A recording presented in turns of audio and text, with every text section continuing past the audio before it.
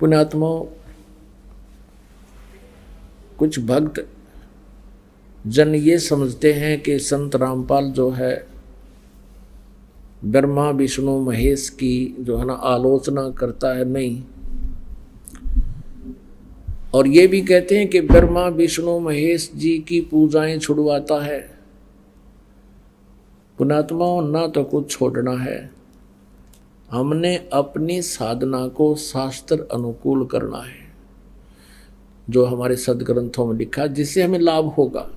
जैसे संसार रूपी एक वृक्ष है, अभी आपने देखा, और पुण्यात्मा, आप जी ने कोई आम का पेड़ बोना है, आप जी ने कोई भक्ति कर्म करना है, आम का पौधा बीजना है, तो कैसे बीजोगे? उसको जड़ की तरफ से गमले में तो पौधा बनाओगे और फिर मिट्टी में भी गड्ढा खोद कर जड़ की तरफ से लगाओगे, और फिर जड़ की सिंचाई करोगे, मूल की, जड़ों की। तो जड़ की यानी मूल की सिंचाई करने से संसार रूपी ये पौधा बड़ा होगा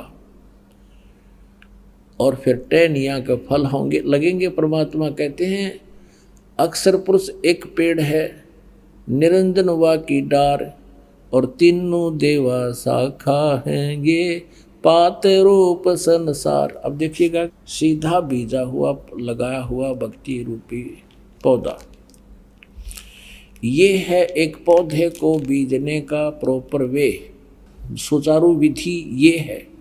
नीचे को जड़ है, जड़ को मिट्टी में या गमले में पौधा बनाया है, फिर इसको गड्ढा खोद कर मिट्टी में डाला जाए और फिर जड़ की पूजा करे।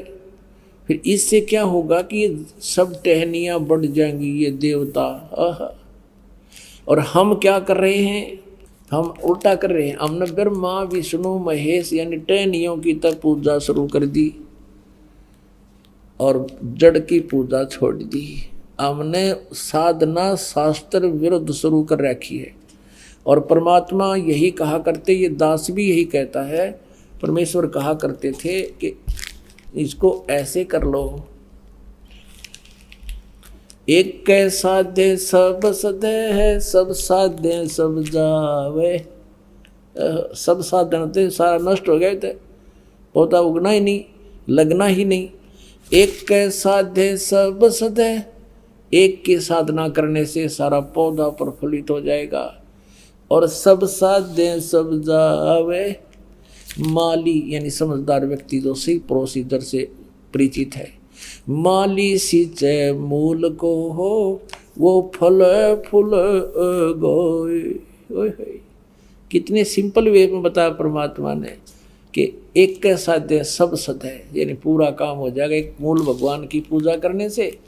और सब साध्य सब जावे, ये तो नाश कर दिया भक्ति का। हम ऐसा कर रहे हैं, सचमुच ऐसी साधनाएं कर रहे हैं, गीता और वेदों के अनुसार ना करके मनमुखी साधनाएं कर रहे हैं।